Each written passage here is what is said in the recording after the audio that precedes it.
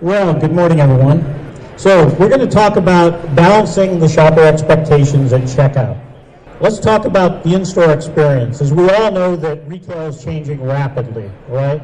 With the advent of new competition, and how do we stay relevant at the how do we stay relevant in the store, and how do we win at checkout is what we're going to talk about today. And really, how do we contemporize that area so that we're in touch with today's consumer and we're maximizing the experience, the conversion, and the profitability for you as a retailer.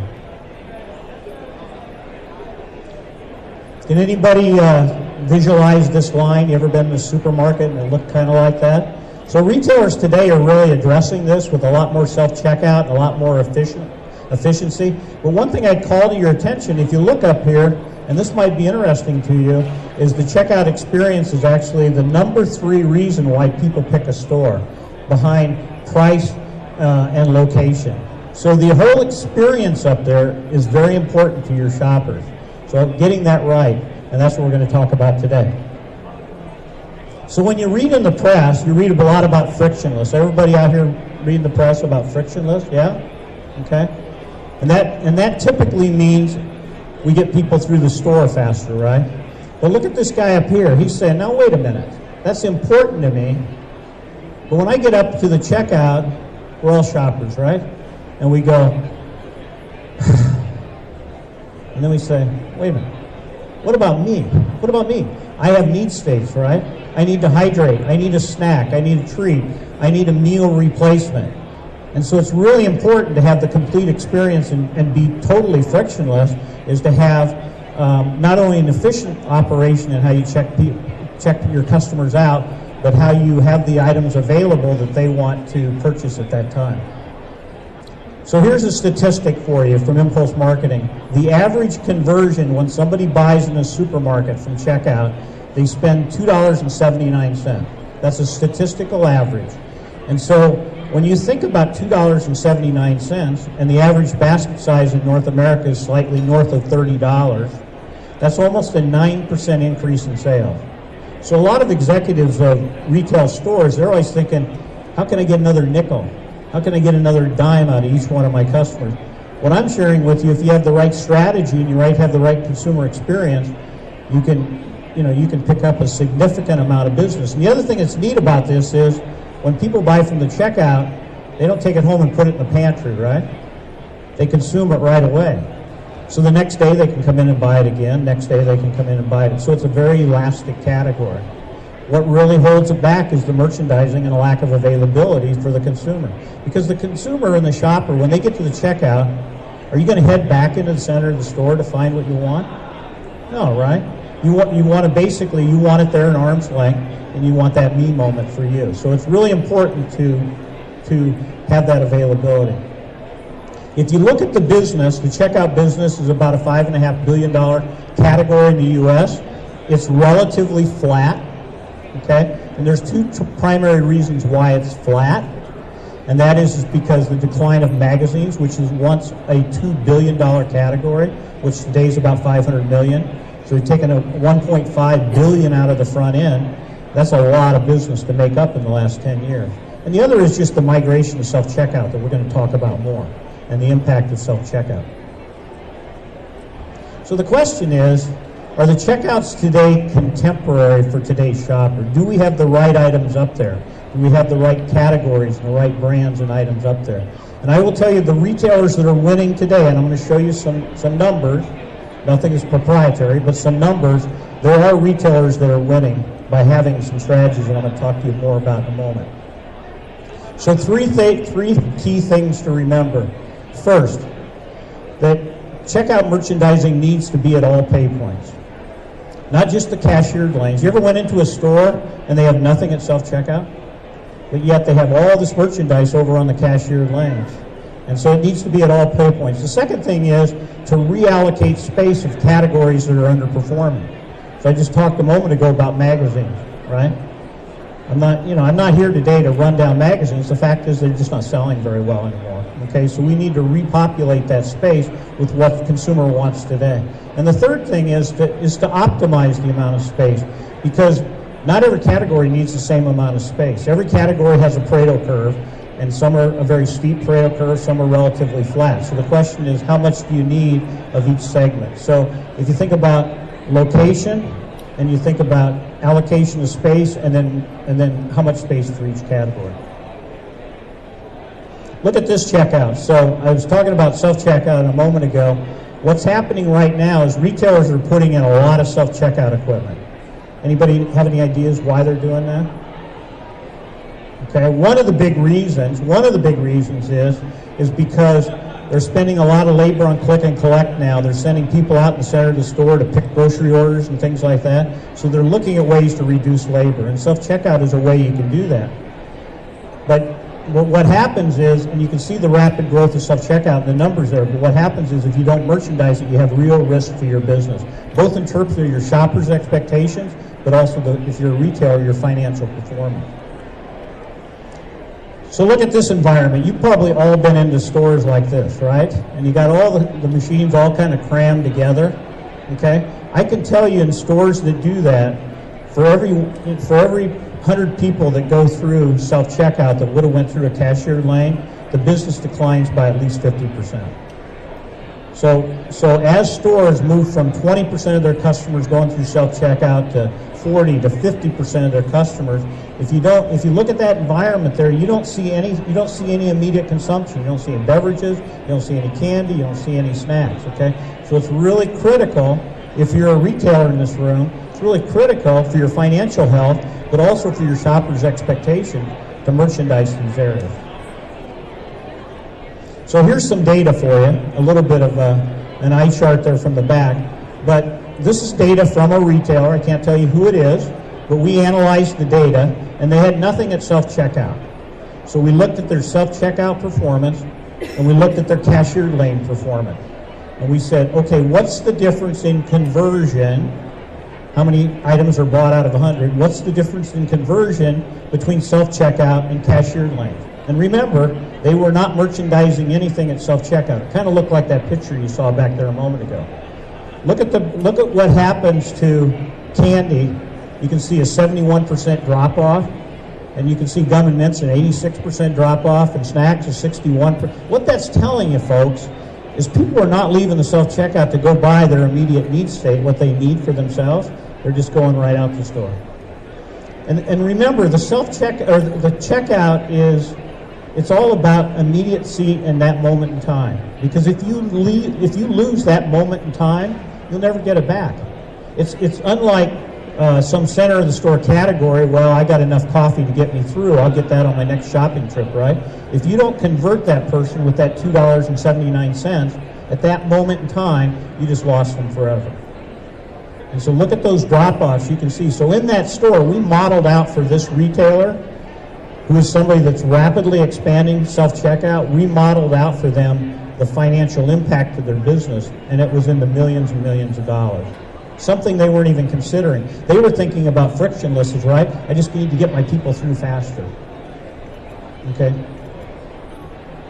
So if you look at, again, if you look at the category and kind of where the puck's moving, to use a hockey terminology, you can see the edibles portion of the category is growing on the left. That's where the growth is. We're a snacking nation. We're on the move all the time. More and more, we're eating, we're drinking on the move. So if you're a retailer, that's where you have to win in the edibles portion.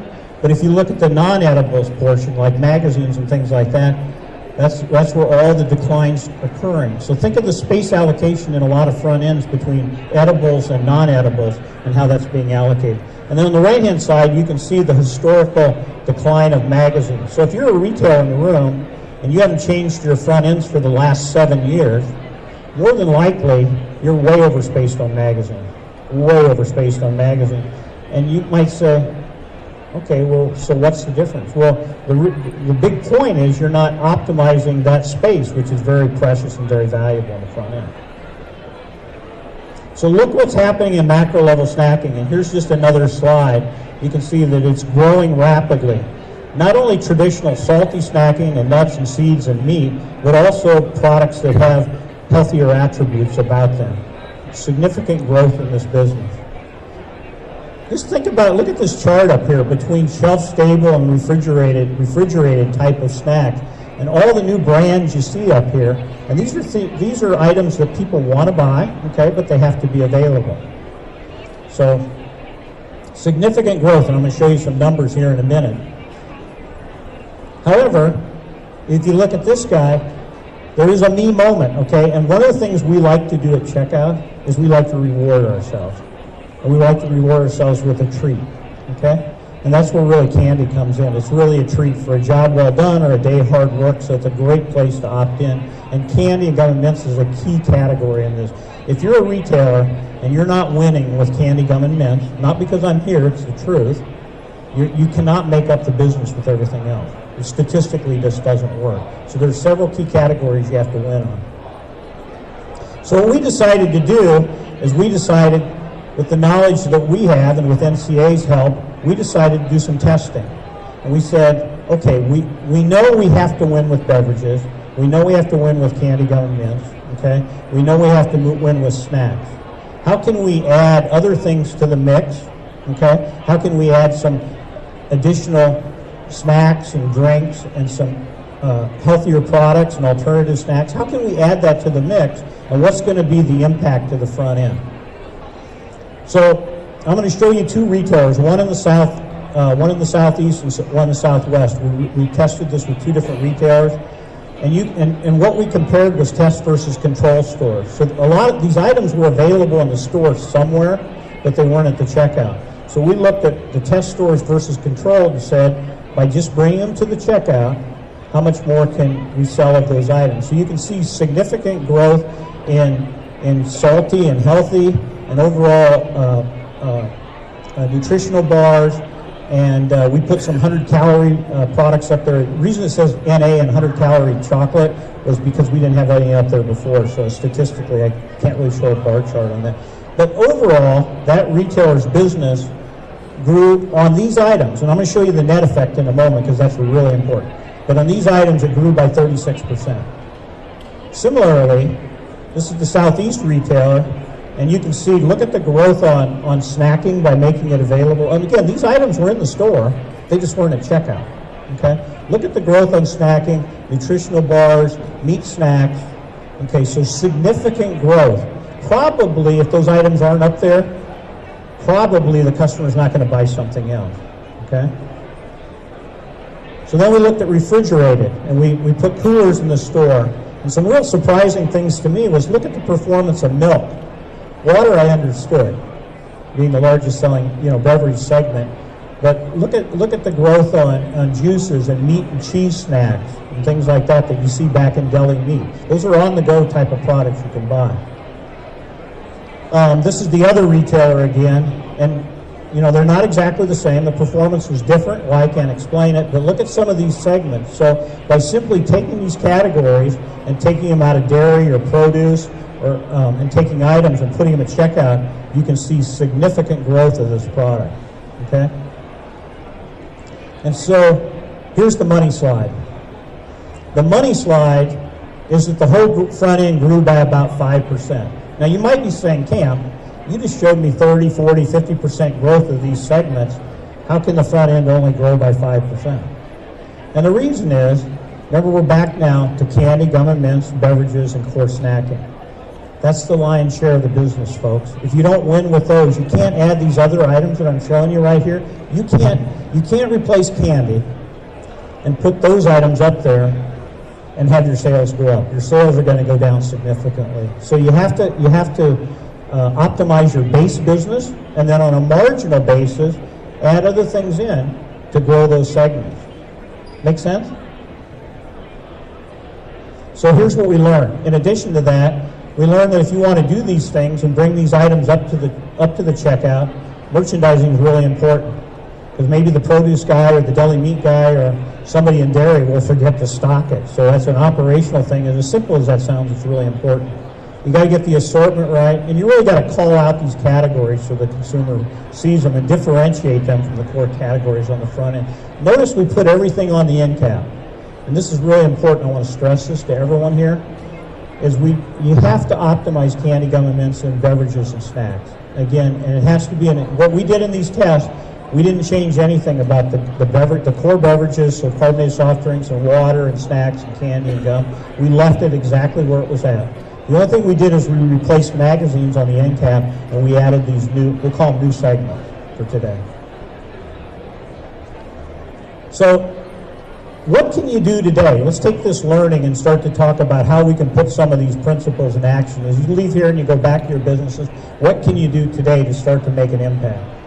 Well, first and foremost, think about your shopper and think about all the principles. So if you start to say, okay, I want to do a new front-end program, don't start to think about racks and coolers and all that. Really focus on her and say, what does she want today at checkout? What are the key categories? Build the business up from the foundation and then merchandise it appropriately. And think about that me moment. That's a phrase I'd like to have you carry out of the theater today, is that me moment. Because when you get to checkout, it's not necessarily you wanted to be there.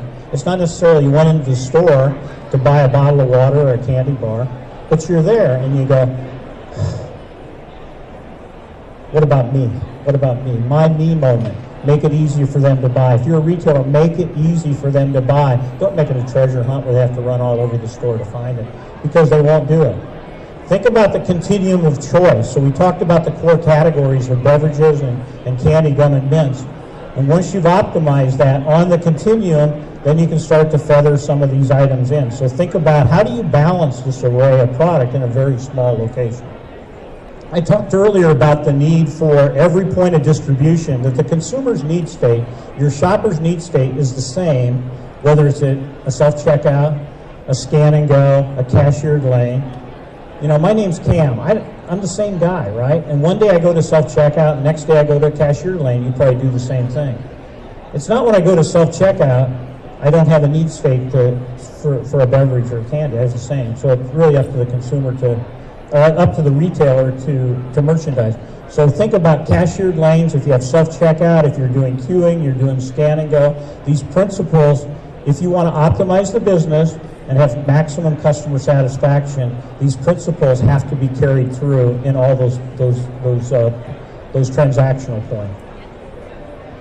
So here's something that you can do immediately without changing the equipment, or something that you can do and work with your operational folks, is to get, if you have limited space, to get these categories we're talking about, beverage, candy, gum, and mints, and some snack, getting them at each one of those pay points.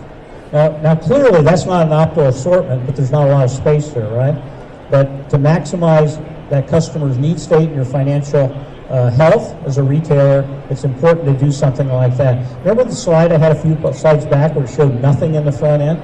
You can at least stop the bleeding if you do something like this. If you have more time, and if you're a retailer in the room, I would say get to know your operational counterpart. If you're in merchandising, get to know your operational, because they're gonna control the destiny of your business life. Okay, how they put the equipment, the scanners on the floor, and how they lay that out, they may leave you some room to merchandise, or they may not. So I would say, invite yourself to the party, get to know your operational person, say, can I see the blueprints too? Can we lay out the equipment together? Because I want to put a cooler, and I want to put a snack rack, and I want to put a candy rack up there. And all too often, the reason I'm saying that is all too often right now what's going on, the merchandising people are not engaging with the operational people. And I see it all over the country. And that's a big problem as we migrate to more and more self-checkout. And if you start to do things that you'll see as we expand to more and more self-checkout, there's ways you can lay out the scanners, and instead of having them go from the front of the store to the back, you can actually turn the scanners. And if you go over to Destination Retail, you'll see a live example of this, but how you can merchandise this part facing out into the store, and then how you can merchandise between the pods. Really, really important to have those points of distribution to maximize this business. But you've got to work with your operational counterpart. If you don't have the space, here's another idea for you, okay? Visualize the self-checkout being right here, and those being a couple of grocery end caps. Well, put a solution center over there where you have a combination of beverages and salty snacks and candy and gum and mints and meat snacks get those items. If you can't get them right at the terminal, maybe having them right across the aisle where they can just quickly go over there and grab and go what they want and then go to the self-checkout. So here's something else you could do is to provide a solution. If you have cashiered lanes and you're way overspaced on magazines, potentially you could retrofit that space. You could look at those end caps where the magazines are, and you could say, how can I bring some of these segments up to the front end? Similar to the way we did those tests. So you can see the end caps up here. We have actually, you can see snacks, and you can see, here's something kind of interesting for the candy folks in the room. Notice how we put candy bars on that far right lane. See the orange boxes over there? That's representing candy, by the way. Do you know why we did that? Any ideas why we did that? There's no candy on that outside lane. That outside lane down there at the bottom of the screen is probably the first register that store opens up because it's closest to the front door. And if that register is number one and it's open all day long, people are going through that lane and there's no candy available. So in that particular case, what we do is put candy bars on the end cap so they'd have availability of treats, right, which is one of the big segments at checkout. So you can see we put an alternative cooler up there, and we put different snacks. But what we didn't do is we didn't touch the candy in the lane. We didn't touch the gum mints because that's your base foundation. You can't lose them. If you're going to do a brand new front end and you're going to start from scratch, then you can take all these principles that we're talking about, and you can see that what we did is put the best-selling salty snacks on top of the cooler. There's an infinity relationship, right, with beverages and salty snack. You can see how we put candy right next to the cooler. Candy sells with beverages, right? Okay, and then you can see what we did on the end cap. Notice we just had one end cap for magazines, because that's about the size of the business today. And how we have different end caps for different things. And down in the bottom, you can't see it real well, but that blue over the belt is gum and mints. So the gum and mints section has its own section as well. So these are things, if you're going to start from scratch, that you can do. So in summary, key considerations are merchandise every point of distribution, broaden the array of products that you can have available as long as you don't hurt the core categories, okay? Do not do that. And have the right items available and make it simple for people to buy. Now, what I'm here to tell you is every front end in America is not the same. And we analyze a lot of front ends for retailers. And you can see there are retailers that sell 12.7 items. That's a statistical average for every 100 people that go through. There's retailers that are selling 21 items per 100 people that go through. I will tell you, they all sell Coca-Cola. They all have water. They all probably carry Snickers and Reese's Peanut Butter Cup. So what's the difference? It's the principles that we've been talking about. It's having the items available at each pay point. It's having the right assortment, the right availability. So there are retailers that are on that top end today, and there's retailers in the middle, and there's retail. And when you think about a store and millions of people that go through, it's a huge number. It's a big opportunity, whether you're a supplier or a retailer. So that's all I have. I would encourage everyone to go see Destination Retail, which is in the other hall towards the back left corner. And you can see a lot of the principles that I've been talking about today in action in there as well. And we also do an annual report at Impulse Marketing. We call it Checkout Update. 2018 is our latest version. And if anybody wanted to get a copy of it, and it kind of shows you a lot of the things I've been talking about statistically and trends and things like that on the front end. So thank you, and if I have time, I'll take questions. I don't know if I have time or not, but well, thank you very much.